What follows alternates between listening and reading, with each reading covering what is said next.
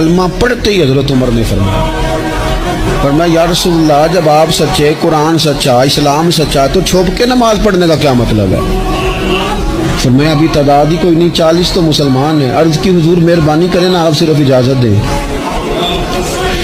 20 لوگوں کی صفیں بنا دی گئیں، ایک صف کے آگے حضرت عمر ہیں، ایک صف کے آگے حضرت امیر حمزہ ہیں۔ جناب عمر کہنے لگے چونکہ آپ اللہ کے رسول ہیں تو لہٰذا نماز بھی آج اللہ کے گھر میں پڑھی جائے گی۔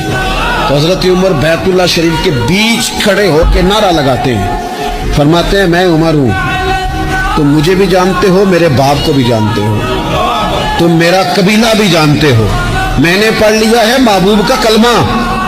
اب جس نے بچے یتیم کرانے ہو اور اپنی بیوی بیوہ کرانی ہو وہ آئے اور مجھے روکے۔ یہ محبوب اللہ کے ہیں اور گھر بھی اللہ کا ہے، تو نماز بھی آج اللہ کے گھر میں پڑھی جائے گی۔